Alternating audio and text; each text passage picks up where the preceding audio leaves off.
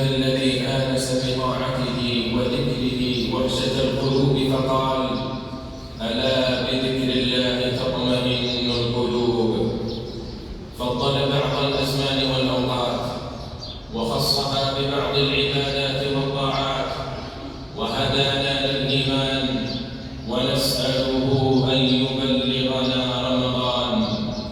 أشهد أن لا إله إلا الله وحده لا شريك له تعظيما وتبجيلا، وأشهد أن محمدا عبده ورسوله وكفى به إماما ودليلا، صلى الله عليه وعلى آله وصحبه وسلم تسليما كثيرا.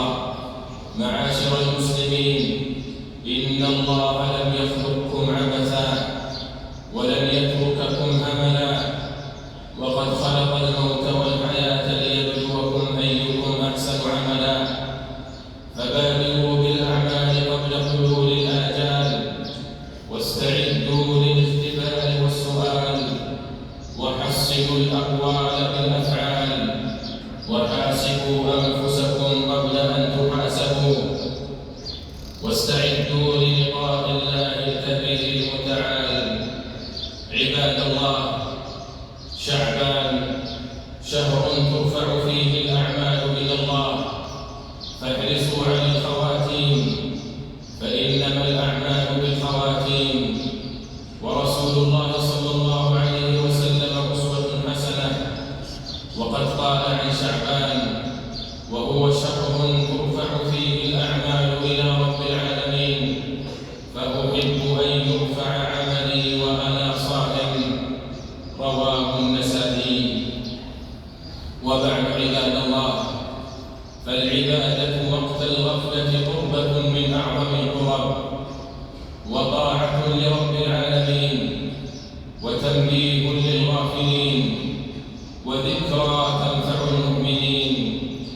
وإن شهر شعبان موسم طاعة يغفل عنه كثير من الناس، فاحرصوا على عمارة أوقاته، واغتنموا أيامه وساعاته، وتعرضوا لنفحات الله، وتلمسوا مرضاته.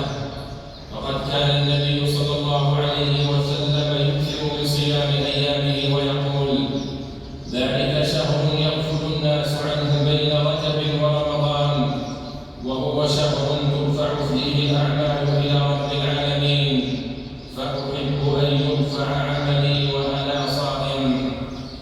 فاحذروا من الغفلة، فإنها تقطع الصلة بين العبد وربه.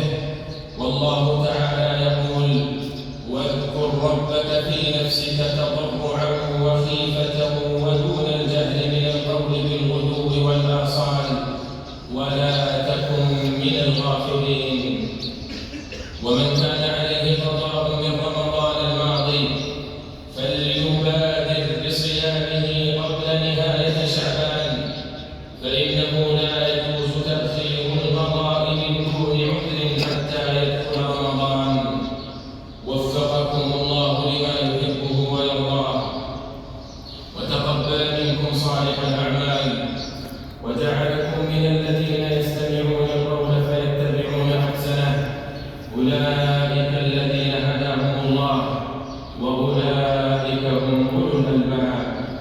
اللهم استعملنا في طاعتك، ووفقنا لاستغلال الأوقات في عبادتك، وبارك لنا في العمر، ومتعنا بالصحة والعافية يا رب العالمين.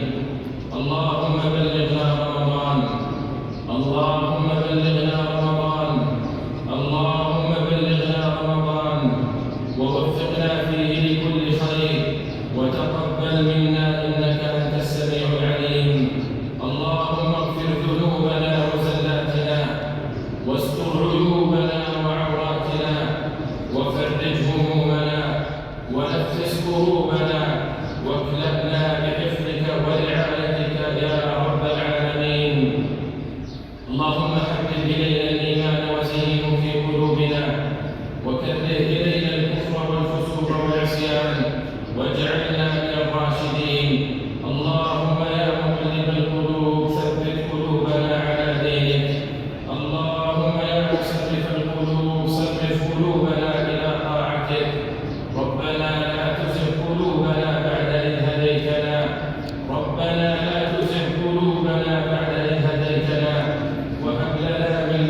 رحمة إنك أنت الوهاب.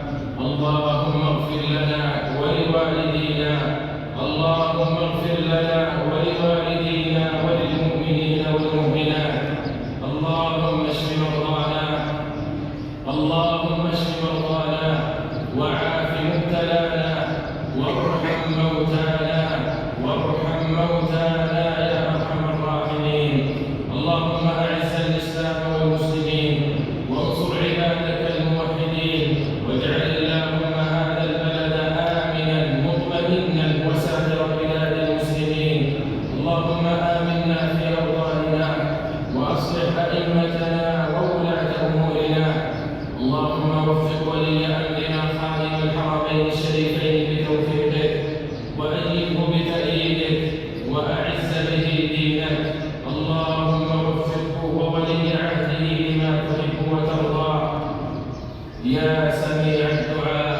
اللهم احفظ جنودنا واحم حدودنا واجمع شملنا واخزع عدونا. اللهم كن لأهلنا في فلسطين، اللهم كن لأهلنا في فلسطين وليا ونصيرا ومعزا ومجيرا.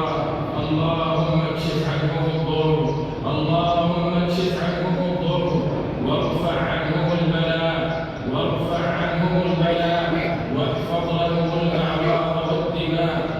اللهم اجعل لهم من كل هم فرجا ومن كل ضيق مخرجا يا أرحم الراحمين، يا أرحم الراحمين، يا أرحم الراحمين.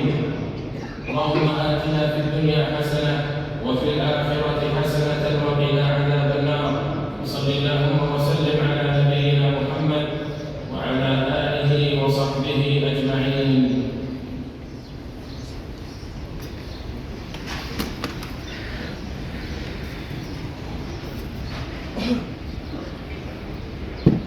الله